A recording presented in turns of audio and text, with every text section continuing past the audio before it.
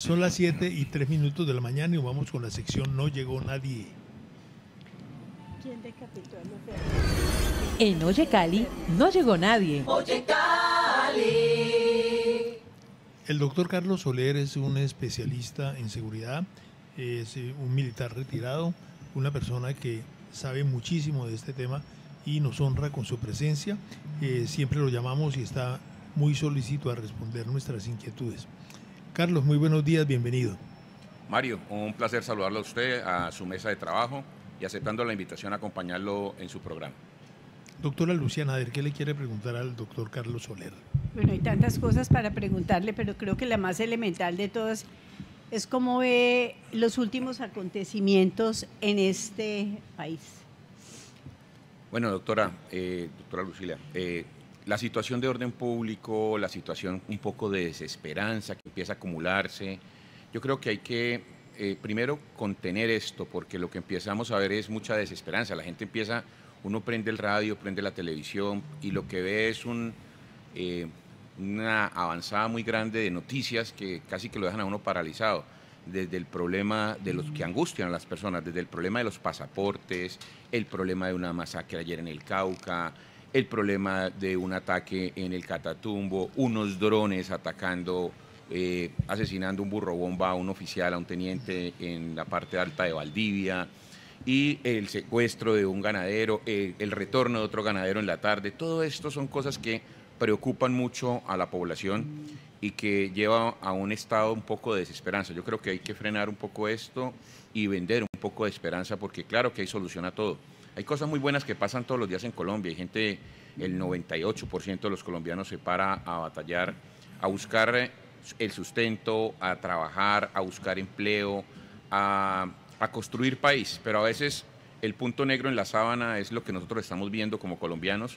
Es una manera a veces muy difícil de pensar y de la manera como abordamos los temas. El punto negro en la sábana blanca, siempre vemos el punto negro y no la sábana blanca. 1000 cosas buenas pasan en Colombia y 1000 cosas buenas pasan en Cali. Ayer estuvimos por allá acompañando la macro rueda de negocios, cosas espectaculares se vieron allí y lo que yo creo que Colombia necesita es esperanza, doctora Lucía.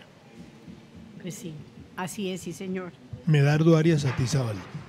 Además, esa falta de respeto total por los animales, o sea, nosotros, yo hasta este momento nunca había oído hablar de un burro bomba, imagínate. Sí, yo sí. Coger un pobre asno, un pobre animalito, un pollino, como lo llaman en España, y ponerle una carga explosiva para matar gente, a mí me parece que estamos ya llegando a un punto de barbarie poco conocido. Coronel, ¿usted qué piensa? Ayer hablábamos un poco de esto, mi doctor Medardo. Eso no es guerra, eso realmente es terrorismo. Eso es una violación flagrante no solo a los derechos humanos y al DIH, como está estipulado en el Estatuto de Roma de la Corte Penal Internacional, sino más allá de eso, es una degradación del conflicto, es una violencia sistemática y es una reflexión de que la guerra tiene límites, pero que hay personas que ya no son realmente guerreros, lo que son terroristas, están defendiendo un negocio. Ahí conozco muy bien el pedazo, es la parte alta de la vía en Valdivia, Las Alemanias se llama eso. Es un área base del ELN por muchos años, una comunidad que fue secuestrada allí, la recuperamos hace 5 años y hoy vuelven a pararse allí, el bloque Magdalena medio del ELN, coloca le amarra un poco de kilos de explosivo a un animalito y lo suelta y lo empuja. Ellos son dóciles y cuando llegan frente a donde está la tropa lo estallan. Varias personas heridas, jóvenes, un niño y un teniente, el comandante que estaba allí asesinado, un joven teniente de 22 años. Esto realmente es lo que nos lleva a demostrar que no hay personas inteligentes al otro lado. Aparte de crímenes de guerra, imprescriptibilidad, hay una cantidad de delitos allí que no van a poder ser amnistiados. Lo que nos muestra es la deshumanización del conflicto y nos llama a una reflexión. Les recuerdo que en la sentencia del Río Atrato del 2022, la Corte Constitucional habló de ecocidios, le dio personería jurídica al río y a los animalitos del río, algo exótico, pero allí se configuran varias violaciones a esa sentencia de la Corte Constitucional, Medardo. También son sujetos de derechos, sí, por supuesto. Pero hay una cosa que a mí me parece muy compleja y es que lo que usted dice es muy cierto. Esto no se volvió un conflicto, sino que tiene una fachada de ideologización pero detrás de eso lo que hay son intereses de tipo económico. Lo que hay allí es un negocio. Y entonces el dinero que se mueve y las multimillonarias sumas se aprovechan de campesinos, digamos, con unos niveles educativos muy bajos, presionados en un principio y condicionados a la guerra después, más adelante, que también son utilizados e instrumentalizados, de tal manera que esto es una cosa muy compleja. ¿Cuál sería de pronto el consejo para los ciudadanos que, o sea, que vivimos tal vez como una encerrona, o por lo menos yo lo veo así? Ayer escuché que a las 9 de la noche habían como unos artefactos bombas en la vía Cali-Palmira o Cali-Buga. Por otro lado, también escuché que habían asesinado a un señor en una finca en Florida Valle, y así sucesivamente, pues como que siento como que nos rodean. La vía, por ejemplo, Cali-Cauca también aparece como el ELN así parchado, por decirlo así, un lenguaje pues muy de mis hijos, parchado ahí en la calle como a ver, amedrentando tal vez sería, porque uno ve a estos personajes y uno dice, pucha, vámonos. Entonces, mi pregunta es cómo uno puede, digamos, ver esa luz de esperanza. Como tú dijiste ahorita, uno siempre ve el punto negro, pero también uno no se quiere sentir como que rodeado de estas personalidades que a veces no lo dejan trabajar, a veces, digamos, genera riesgos y intimida. Entonces, ¿cómo podemos como que, no sé, o ayudar o tener esa luz de esperanza si uno no ve muy de cerca a las autoridades que estén allí como controlando este tipo de cosas? O sea, como que se nos están metiendo al rancho y nadie hace nada. No, totalmente de acuerdo. Hay que, ¿qué podría uno mirar? Lo que se requiere es recuperar la seguridad.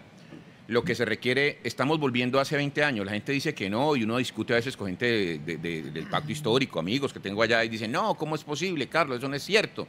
Pero yo recuerdo Cali hace 25 años, secuestros en toda la esquina del Club Campestre, un reconocido industrial secuestrado ahí en la esquina del Club Campestre en un famoso retén de gente disfrazada de policía. Escarpeta. Mario Escarpeta. Entonces, uno recuerda todo esto, la gente atemorizada, los esquemas de seguridad, industriales amigos con 5 o 6 carros y 20 escoltas, perdiendo la privacidad y gastando un dineral en escoltas, en esquemas. Yo creo que lo que hay que empezar a hacer es empezar a reactivar lo que es legal, los frentes de seguridad, empezar a trabajar muy de la mano con el tema de informar. Yo recuerdo en la época de los secuestros, de la kilómetro 18, la María, Cali es un objetivo de los grupos armados ilegales per se. ¿Por qué? Porque está rodeado por 2 cordilleras, la cordillera occidental, que nos da ahí sobre la parte de Buga, Tuluá, y comunica ahí con el Tolima, y la cordillera central. Y entonces, ahí cuando uno ve que Cali es un paraíso, tiene todo, queda 20 minutos aquí arriba donde estamos, aquí un clima frío. Entonces, eso permite que Cali mueve toda. Cali es la capital del suroccidente, no es la capital del valle, a veces nos equivocamos. Cali es la capital del Cauca, Cali es la capital de Nariño, Cali tiene influencia directa del Chocó aquí por el Bajo Calima y llegando a Buenaventura. Cali llegan desplazados, Cali tiene 800.000 seres humanos desplazados aquí en Cali, aquí hay esa cantidad de personas, y de la costa pacífica, gente que vino huyendo del conflicto y no ha podido retornar después de 20 años, ya son caleños, tienen hijos caleños, y esa cantidad de personas tienen la necesidad de salir a trabajar, de salir a producir o de buscar qué hacer. Los emplean como sicarios, los presionan en temas de narcotráfico, los usan para reclutar niños. Ayer veíamos en un noticiero que nuevamente, después de 3 alertas tempranas en los últimos 10 años, en Llano Verde otra vez reclutando niños en Cali para los grupos armados ilegales por redes sociales. Han llegado al descaro de invitar al reclutamiento por TikTok, por Instagram. La Jairo Martínez, eso es una locura. La Fuerza Pública, el Instituto Colombiano de Bienestar Familiar, el Estado como tal, se tiene que unir a proteger a los niños. El Estado como tal, guste o no, hay que exigirle las funciones porque para algo pagamos impuestos. Nosotros todos pagamos impuestos para que el Estado a través del contrato social nos dé seguridad, y es lo que no está pasando. El pastor John Milton Rodríguez quiere también hacer una pregunta. Coronel, muy buenos días, un gusto saludarlo. Creo que es tan importante el tema de dignificar la ciudadanía en Colombia y romper con ese esquema de estarle dando estatus a criminales, terroristas y malandros. bajo un concepto absolutamente dañino como supuestos gestores de paz. Creo que la dignidad de la ciudadanía requiere ser retomada precisamente para tumbar la aceptación de que el delito o que estar al margen de la ley es un tema que no pasa nada, que se salen con la suya, que simplemente ni siquiera responden ante la justicia por los delitos que cometen. Creo que volver a dignificar el carácter de la ciudadanía, de la supremacía del ciudadano frente al Estado, es vital, coronel, en este momento, porque estamos en un concepto diferente, y es que el Estado está por encima de la ciudadanía, cuando el Estado o el poder debe estar al servicio del ciudadano y no el ciudadano al servicio de los caprichos de un gobierno. No, totalmente de acuerdo, pastor, ex senador, amigo. El tema es muy claro. Eso se maneja desde la psicología a través de algo que nosotros estudiamos mucho, se llama trasbordos ideológicos inadvertidos. Estos trasbordos ideológicos inadvertidos es cuando el relativismo, cuando lo bueno se vuelve malo y lo malo se vuelve bueno. Y aquí empezamos en un gris y la gente va empezando a apropiar temas como ya no, normal que te robaron, ¿no? Y gracias a Dios no te mataron, ¿no? No, y la oficina de cobro, no, pues eso, pues ahí solucionamos, ¿no? Venga, cuando dicen que, y eso le pasa por dar papaya. Más o menos eso, sí, ¿para qué sacó el celular? No, aquí hay unos temas que yo no sé qué pensarán, o estoy muy de acuerdo, qué pensará la familia, que todo, me llamó un amigo de Granizal, la parte alta, por allá de Medellín, la parte, yo fui comandante de esas bases, y me llamó el día que estaba en el tarima y me dijo, Carlos, pero venga, esos que están ahí en serio son los jefes de esas bandas. Yo les decía, sí, los graneros. Yo le dijo, pero si es que, ¿por qué los montan ahí si yo todos los lunes les pago la vacuna a ellos en Medellín? Y los tiene el presidente al lado. Entonces, ese tema, el gestor de paz, en la ley 418 es una necesidad cuando hay paz, cuando realmente uno dice sí.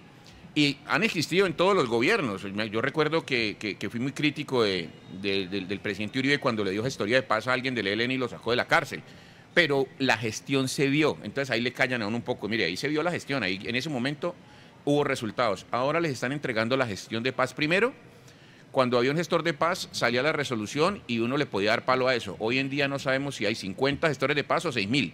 Porque desde Danilo, entonces el alto comisionado Danilo en su momento, el primer comisionado de este gobierno antes de Oti, el hombre dijo que las resoluciones eran privadas. Hoy no sabemos si hay 6.000, 5.000, 5, 500, no sabemos quiénes son los gestores de paz hoy en día, y eso no es privado, eso es público, pero no nos han dado a conocer ni por derecho de petición quiénes son los gestores.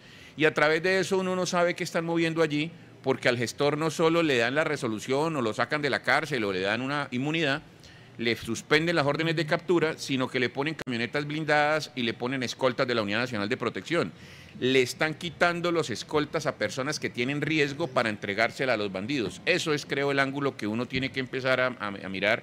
Y entonces arrodillamos el Estado en una intención, escuchado a Oti Patiño, en una intención de Danilo. Él ha tratado de frenar eso. La verdad, Oti Patiño ha tratado de frenar eso porque encontró una recocha gravísima.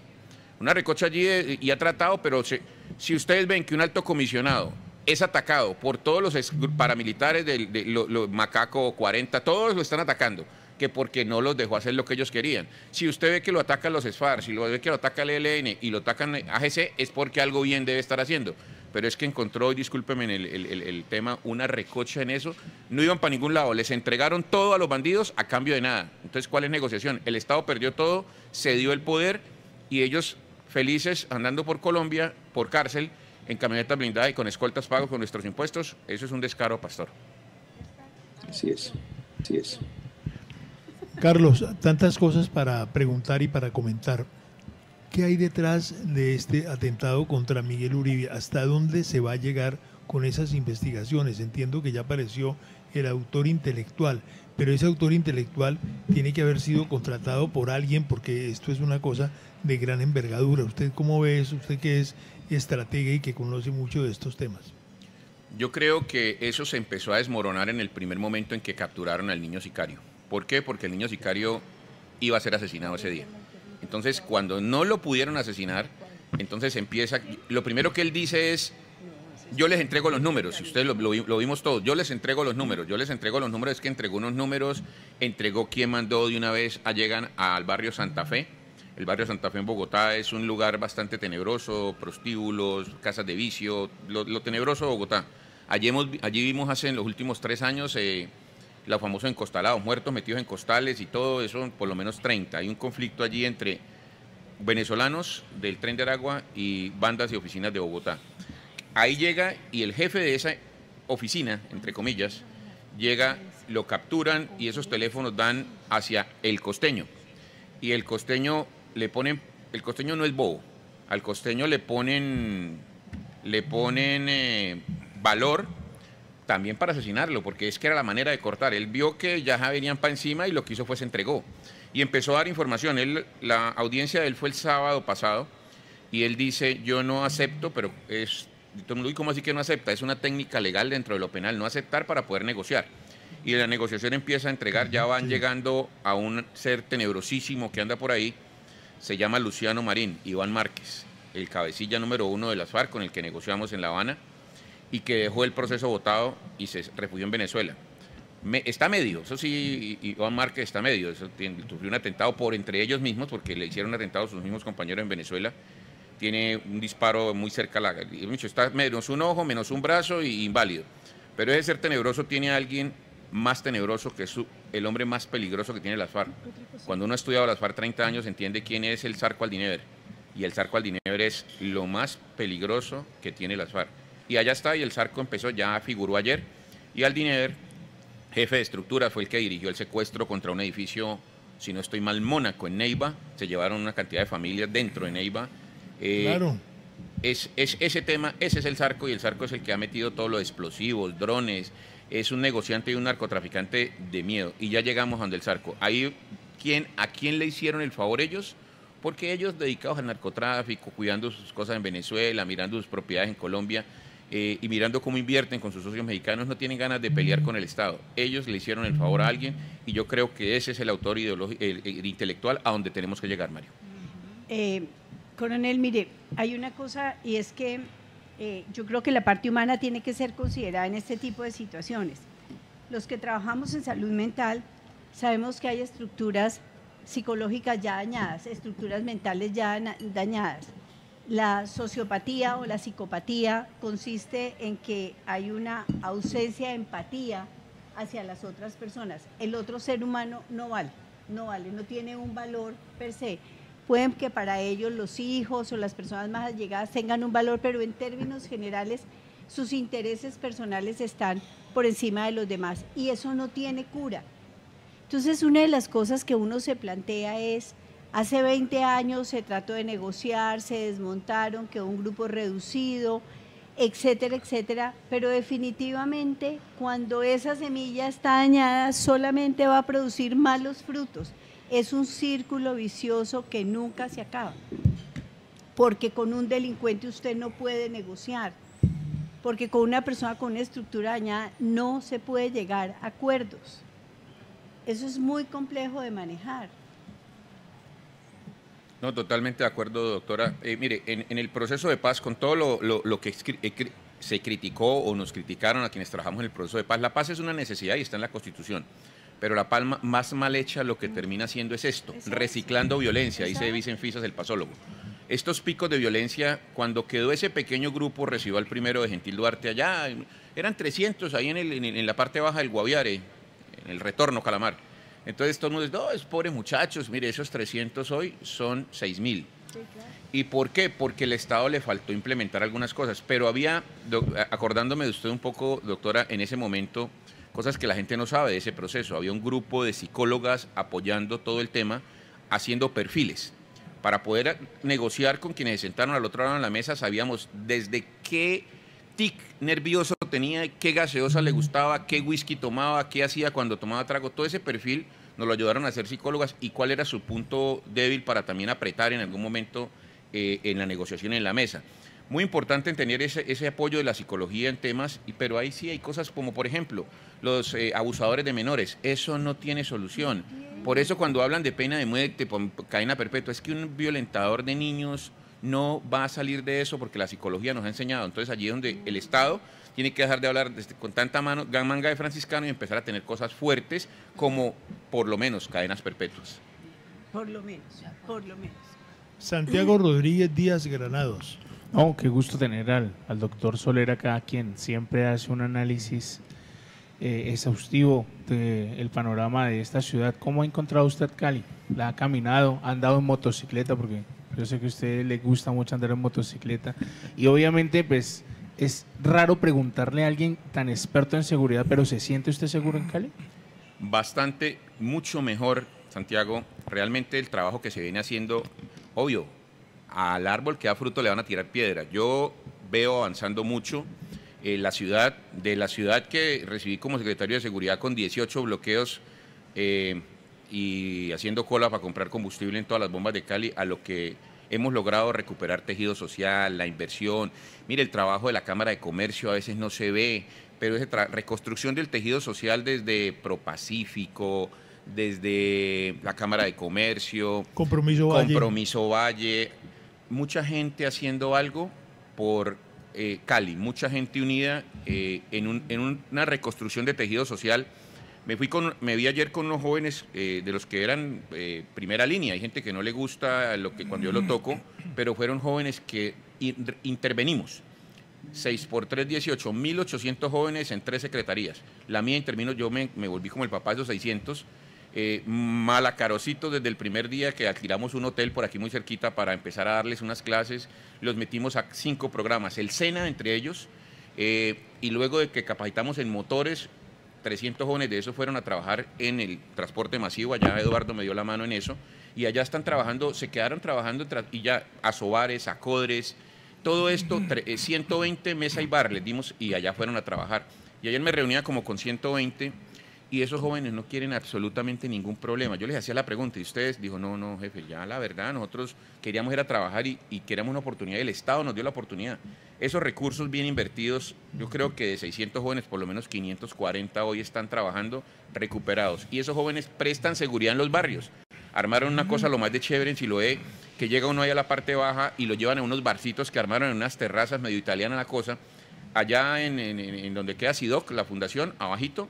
Entonces lo llevan y la gente llega a los hoteles y le recomiendan ir a caminar, a escuchar salsa en esas pequeñas terrazas. Tienen su negocio y ellos le prestan la seguridad, sirven de guía en la parte histórica de Cali. También están de guías con los hoteles, con ProTurismo, con la Secretaría de Turismo. Alcaldías y gobernaciones han trabajado mucho.